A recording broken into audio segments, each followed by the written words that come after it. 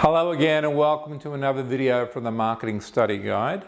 In this video, I'm just going to have a look at the difference between a two-axis or two-attribute perceptual map that no doubt you've seen before and what's called a multi-dimensional scale perceptual map, sometimes called MDS for short. Now, if you've studied marketing or been involved in marketing for some time, no doubt you've come across the standard two-axis perceptual map. It's commonly presented on the internet and is in most marketing textbooks. And you're almost forgiven for getting the impression it's the only version or variation of a perceptual map you can have, but that's not the case. And I'm going to talk about an alternative here as well.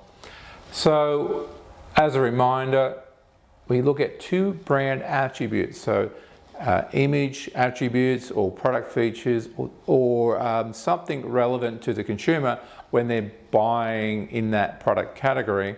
And what we're trying to do is find attributes that help explain positioning and help explain the differentiation between the brands. So I've just got a couple of random examples here: fun versus serious, dynamic versus static. So what you should note is there are opposites. So fun, serious, dynamic, static. We come up to a survey or a group of consumers and go, okay, on a scale of say 1 to 7, 1 is serious, 7 is fun, how would you rate this brand? How would you rate this brand? And we go through and ask them about brands that we're interested in, and we get an average score.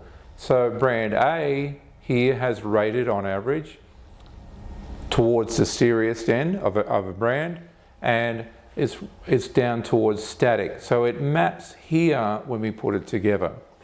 Now the disadvantage with these sorts of maps is that number there. It's just two attributes. Now that's fine if we have low involvement products, they're very simple products, and consumers are choosing between products based on a simple attribute, or it's a habit purchase or a repeat purchase. But generally that does not always happen, and consumers take a sum of attributes into consideration when they're making their decision. And that's where these types of maps comes in, because multi means more than two, and as you can see I've got a whole bunch of attributes listed. Now we can have more if we wanted to, and we could use the same data, and we could use both types of maps at the same time. They're not mutually exclusive.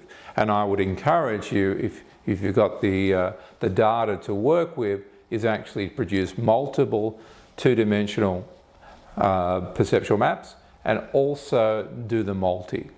Now what's happening here is we are trying to map in one go how the consumer, or the average consumer from our survey, views the marketplace.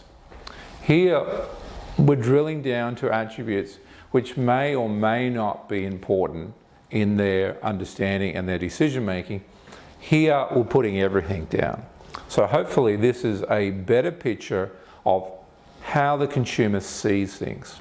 So it tells us a number of things, but what I want you to have a look at is there's no axis here. There's no lines running down. We don't know how this all fits together. So that's the next challenge. As a marketing analyst, somebody's got to go through and work out what that means. And I have another video on that, so I won't get into it here, but you can see the link below.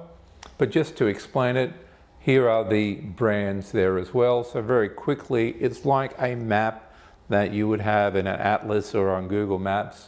And these points are far away. So dated versus silly, the consumers are not connecting those, they're disconnecting those in their minds.